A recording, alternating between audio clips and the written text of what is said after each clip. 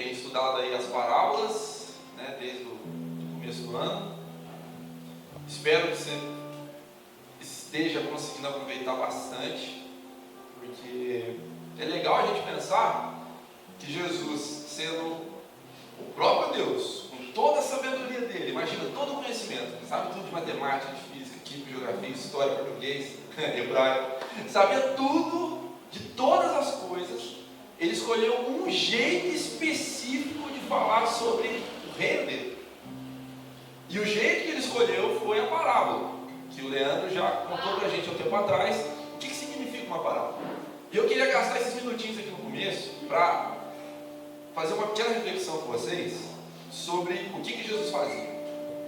Jesus andava com pescadores, Jesus andava com agricultores, Jesus andava com comerciantes, Jesus andava com homens e mulheres, da sua maioria judeus, mas nem todos. E assim como na semana passada o pastor Sileio contou uma parábola aqui, que Jesus contou, sobre o bom samaritano, que tinha todo um contexto geográfico, político, social, Jesus também falava sobre semente. Jesus também falava sobre, como a gente vai conversar aqui, viúva e juiz. Por que ele escolhia esses exemplos? Porque eram exemplos de misericórdia de Deus sobre trazer para as pessoas, na realidade delas, quem Deus é. Jesus não trouxe nada complexo dos céus para que eles tivessem que, nossa, mas que filosofia é essa? Não, Jesus pegava o exemplo da vida daquelas pessoas e mostrava o reino ali. Agora pensa onde você estuda, Santo Inácio, pensa onde você estuda, Monte Serra, pensa onde você trabalha. Quais são as parábolas que você tem conseguido produzir naquele lugar? Será que a gente não consegue perceber que as parábolas que Jesus nos deu através da Bíblia não são os mandamentos, mas foram caminhos que Jesus encontrou com criatividade de mostrar para aquelas pessoas naquele contexto o reino? E a pergunta que é essa: cadê os contadores de parábola de hoje, mano? A gente precisa pensar em parábola com a realidade das pessoas de hoje, porque é assim que a gente alcança as pessoas. Entende? É a gente conseguir sentir a dor delas, cara. É a gente conseguir entrar no lugar delas. Foi isso que o Cristo fez. Ele não ficou lá do céu falando, vem. Ele veio, mano. Ele experimentou. Ele sofreu, ele angustiou. Entende? Então as parábolas eram contadas para pessoas que viviam aquele contexto. E eu acho que Jesus, através da vida do Leandro, quando ele escolheu sobre isso, ele tem gritado com a gente aqui. Igreja, vamos alcançar o Baipendi? Vamos! Então vamos entender o que o Baipendi está vivendo. Se Baipendi é cidade de artesanato, cadê as parábolas de artesanato? Entende? Cadê a nossa criatividade sobre aquilo que as pessoas vivem? Meus amigos, a gente está vivendo em pandemia. Quantas parábolas a gente pode fazer pela pandemia? Mas é vontade, é interesse. Eu estou falando isso, meus amigos, porque pensa em algo que hoje você aprendeu a fazer, mas anos atrás você não sabia. Ou você aprendeu porque você tinha muito gosto e achava aquilo prazeroso, ou por necessidade. Mas você aprendeu. Será que o reino de Deus não é interessante o suficiente para que você seja mais criativo, criativa? Será que o reino de Deus não é interessante o suficiente, ou necessário o suficiente, para que a gente se mova e comece a entender a realidade das pessoas? Isso é uma palavra muito séria. E o que não falta na Bíblia é parábola de Jesus mostrando exemplos e exemplos. E o mais legal, só entendia a parábola quem vivia aquilo. Olha que louco isso, cara. Ele contava uma parábola pensando naquele grupo de pessoas, para que aquelas pessoas entendessem. Cara, isso é graça derramada, isso é eleição de Deus. É olhar para aquele e pensar, cara, vou contar uma parada que aquele vai entender. Isso é louco, Deus pensou nisso, nesse nível na gente. Ele sabe da nossa ignorância, mas ele dá um jeitinho de falar, cara, é sobre isso. Então assim, de verdade, degustem, comam isso aqui, entendeu? Busquem, explorem. aproveitem. E se você tem uma Bíblia aí, abre em Lucas 18, Evangelho de Lucas, capítulo 18, salve papai. Evangelho de Lucas 18. Alguém aqui é formado em Direito? Os dois lá, é verdade. Alguém que tem vontade de ser promotor, juiz, alguma coisa assim? Ninguém quer ser rico. Tá certo. Essa parábola, ela tem um título na minha Bíblia, não sei se vai ter na sua, espero que sim, que é a parábola do juiz iníquo. O que é uma pessoa iníqua? E aí, aluno do DCC? O que é uma pessoa iníqua? É uma pessoa que não se arrepende, que não vê o mal como o mal, não vê o pecado como pecado. Ela faz porque ela acha normal. E mesmo que se avisa, ela fala, não acho errado, vou continuar. Então, olha que louco, hein? Jesus, você tem que imaginar a cena, senão, filho, você não vai aproveitar tudo. Imagina Jesus sentado com a rapaziada.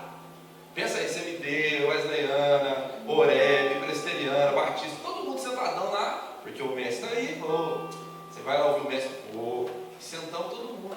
Aí a gente está esperando Jesus falar sobre, nossa, mano, as coisas mais gloriosas que a gente espera. Como é que é o céu? Tem rua de ouro mesmo, Jesus? Chocolate de graça? Como é que é o esquema lá? Tem dinheiro no céu? Como é que vai levantar para jogar futebol? Davi vai estar lá mesmo? Salomão foi para o céu?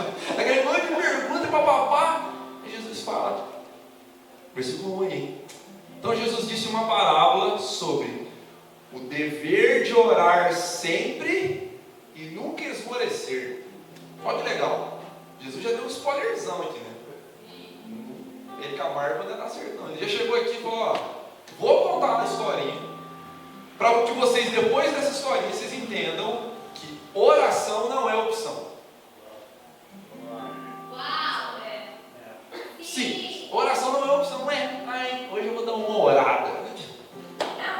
Oração não é uma parada que você escolhe, amigos. E isso já está arrebentando com a minha cabeça. Porque eu tenho escolhido orar e escolhido não orar às vezes.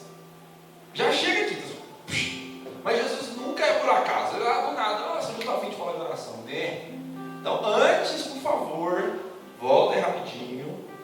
Olha o versículo 37, que legal. As pessoas perguntaram a Jesus, versículo 37, quando será isso, Senhor? E ele respondeu, onde estiver o corpo, ali estarão os abutres. Depois que ele falou isso, onde está o corpo? Quer que você imagine o corpo com os urubus, os abutres, tudo comendo as tripas, não é? E aí Jesus fala, agora eu vou contar uma história de oração. O que você está falando aí, cabeludo? Está vendo como é que heresia pode surgir por preguiça? Então nunca leia um texto sem ler o texto de antes. Nunca. O texto de antes já vai te dar é sobre isso. Então vamos ter que ler antes, tá bom? Antes da gente entender a parábola, eu preciso que a gente leia Lucas 17, versículo 20. Olha como é que tudo vai fazer sentido, gente. É muito louco isso. Muito, cara, muito. Lucas 17, 20. Amém? Amém. Show aí? Se você está sempre perdidinho, olha para quem está do lado. Jesus foi interrogado pelos fariseus sobre quando o reino de Deus chegaria. Olha Jesus, hein? Então ele respondeu, não vem o reino de Deus com visível aparência. Nem dirão, olha ali, olha aqui, porque o reino de Deus está dentro de você. Ei, rapaz, até repite, que o bagulho é louco demais. O reino de Deus está onde eu for. Por quê? Porque o Espírito Santo mora em mim. O Espírito Santo é o próprio Deus. Então aquilo que eu faço na vontade de Deus é o reino, meus amigos. O reino já está rolando. Caraca. 22. E então Jesus virou para os discípulos, veio os fariseus, chato pra caramba, perturbar. Ô carpinteiro, vamos aí, responde essa. Aí ele respondeu e deu as costas para os fariseus, chatão, e virou para os discípulos e falou, virá o tempo em que vocês desejarão ver um dos dias do Filho do Homem e não verei. 23. E vocês dirão, olha ali, não vão e nem o sigam, porque assim como o relâmpago fuzilando brilha de uma extremidade a outra do céu, assim será no seu dia o Filho do Homem. Ele está falando dele mesmo. Mas importa que primeiro ele sofra muitas coisas e seja rejeitado por essa geração, assim como foi nos dias de Noé, será também nos dias do Filho do Homem. Comiam, bebiam, casavam, davam-se em casamento, até o dia que Noé entrou na arca, veio o dilúvio, tudo se destruiu. O mesmo aconteceu nos dias de Ló. Comiam, bebiam, compravam, vendiam, plantavam e edificavam. Mas no dia que Ló saiu de Sodoma, choveu o céu do fogo e enxofre e destruiu a todos. 30. Assim será no dia que o Filho do Homem se manifestar.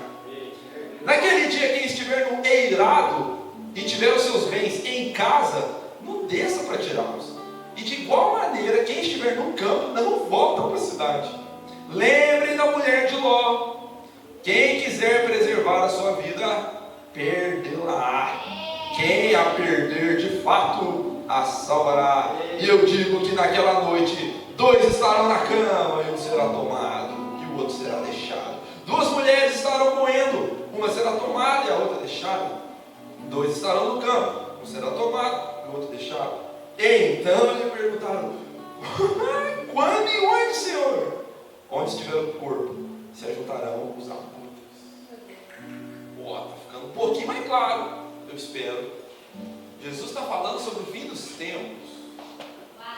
Jesus está falando sobre a volta dele para valer. Não era aquela chegada que ele estava ali ensaiando. Jesus está falando, meus amigos, que o pau vai quebrar. Nós aqui como igreja acreditamos que viveremos a tribulação. Isso é uma parada muito séria. Porque quando a gente fala de a grande tribulação, a gente pode pensar em alguns filmes que criam o imaginário na nossa cabeça sobre perseguição e destruição. Mas biblicamente, amigos, eu quero que você preste muita atenção nisso. Biblicamente, a parada é muito profunda. Porque é literalmente um lugar, um tempo e uma época em que falar sobre Jesus é considerado um crime de morte. Entende? Eu sei que a gente não vai conseguir entender isso porque não é prático. Ninguém aqui tem essa experiência. Mas é sobre isso que a palavra fala. Os últimos dias, a volta dele vai ser antecedida, por muita dor e violência àqueles que permanecem. Então agora pensa comigo. O contexto é Jesus sentado com a rapaziada. Os líderes religiosos perguntam: quando vem o reino? Quando é que vai rolar a parada mesmo? Você não é um fera? Aí Jesus vira para os discípulos e fala: está todo mundo esperando uma parada, mas eu já vou dizer que é outra. E vai ser muito sério. E vocês têm grande chance de ser enganados. Vocês têm grande chance de achar que sou eu. Então ele está num contexto de dúvida, num contexto de ansiedade, num contexto de preocupação, de medo. E aí ele senta com a rapaziada e fala: vou contar uma história. Está vendo? Jesus viu a angústia, a dor, a dúvida, a crise, o medo e falou: vou contar uma história sobre isso, para que vocês entendam. Vocês entendam o que Deus está fazendo por vocês nesse exato momento. Então vamos lá agora a parábola, beleza? Lucas 18, versículo 1. Jesus disse uma parábola sobre o dever de orar e nunca esmorecer. Olha só que legal. Fim dos tempos, nunca esmorecer. 2. Havia em uma certa cidade um juiz que não temia a Deus, nem respeitava pessoa nenhuma. Deus soberano. Havia também naquela mesma cidade uma viúva que vinha ter com ele dizendo: julga minha causa contra o meu adversário. Ele, por algum tempo, não a quis atender, mas depois disse: bem que eu não temo a Deus, não respeito a nenhum, mas como essa viúva me enche a paciência, julgarei a sua causa, para não suceder que por fim venha molestar-me. Então Jesus disse: considere o que o juiz iníquo disse. Deus não fará justiça aos seus escolhidos, que a Ele clamam dia e noite, embora pareça demorado em defendê-los. Eu digo a vocês, depressa Ele fará justiça. Porém,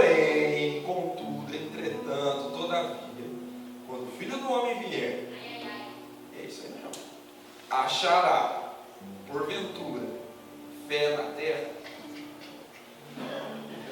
E aí, como é que faz? Cara, será que você... Levanta a mão, quem já tinha lido esse texto? Alguma vez na vida já tinha passado por esse texto aqui? Quando você viu essa pergunta que você passou reto, você ficou assim: Senhor, que pergunta é essa, mano? O Senhor não sabe de tudo? Como é que você me pergunta um negócio desse? Se ele está perguntando, então é que não vai ter mais fé. Aí você fica desesperado, fala: Senhor Jesus, me leva agora que eu não tenho fé. Acabou, filho. Amigos, eu quero que vocês prestem muita atenção nisso. Jesus está com os discípulos, ele está falando sobre não desanimem, não desanimem, não desanimem. Será que eu vou encontrar fé? Vocês têm amigos ou amigas que chegam atrasados? Você marca o rolê com a pessoa, você fala: mano, 6 horas, preciso já estar entregando no olhar, né? Eu vou lhe falar. Você marca ali para 6 horas, aí todo mundo: quem vai, quem vai, quem vai? Aí chega uma pessoa, não chegou, esse aí, enfim, então 6h20. Você sabe que a pessoa vai atrasar, mas você pergunta no grupo: será que todo mundo vai chegar na hora? Olha que louco. Essa pergunta de Jesus é uma provocação para que todo mundo se analisasse.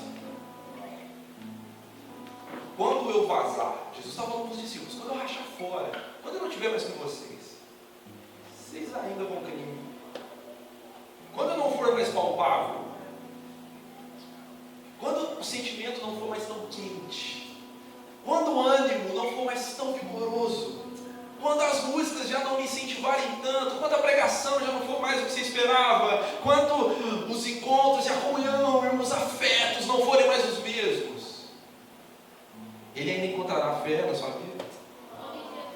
Cara, Jesus está mais ou menos pegando você assim, falando: filho de uma égua, você, pelo amor de Deus, entende uma coisa, você não vai ser provado pela galera que você anda, pela igreja que você frequenta, pelas músicas que você ouve, pelos pregadores que você admira e pelo seu linguajar. Você vai ser provado por permanecer na fé do Cristo. Permanecer na fé do Cristo significa suportar a grande tribulação. Esse é o ponto. Ele acabou de falar: os últimos dias serão assim, parecia. E o pau vai quebrar. E quando eu voltar, depois de todo esse rolê, será que eu vou encontrar fé na terra? Essa pergunta agora é para você, mano.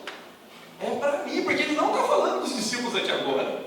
Ele está falando de quando ele voltar. E ele sabia que ele ia voltar muito depois daquela geração. Então, gente, ele está mandando aquela... Não é muito nerd isso, mas alguém já viu Deadpool? No meio do filme ele vira para a câmera e fala com você. Que a gente fala isso na história em quadrinho, que quebrou a quarta parede. Tipo, ele está falando quem está vendo o filme. Aqui Jesus está falando quem está lendo. Mano, alguém vai ler esse bagulho aqui, eu já vou mandar o papo até depois na perna. Quando eu voltar, vai ter fé na terra? O que a gente acabou de cantar aqui, igual louco? Maranata. Vem, Senhor, volta, que nós queremos muito. Só que ele já deixou um passo. Quer que eu volte? Apressa a minha volta. Ah, vem como? Ligando para o Senhor?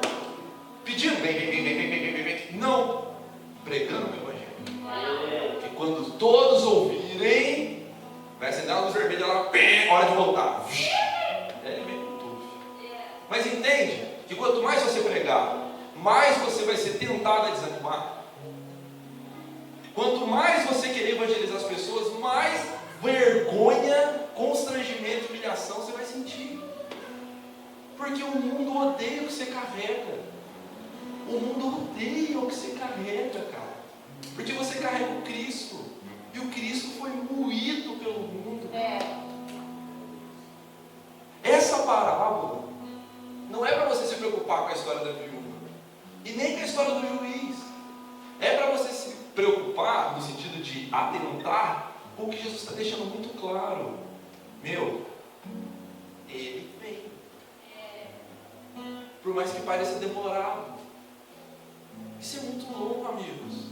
Porque ele pega uma história prática de uma mulher viúva, que naquela época, se você não sabe, ela não tinha o mesmo direito que um homem, certo? Naquela época só os homens poderiam falar pela família. Então qualquer causa social de justiça e tribunal é só um homem. Só que como o marido dela morreu, ela no tribunal seria tratada como igual. No tribunal ela seria tratada como igual. Então ela vai atrás do juiz e fala: o juiz, resolve meu banho aí, mano. Tá ruim pra caramba, nem tá comendo para as crianças, meu marido sustentava, cheio de dívida, vagabundo, morreu, e agora? E aí o nosso querido juiz: eu não vou fazer nada, chata pra caramba, fica quieta aí. Só que ela não desiste, ela fica juiz. Aí o cara: pô, tá bom, filho, o que você quer?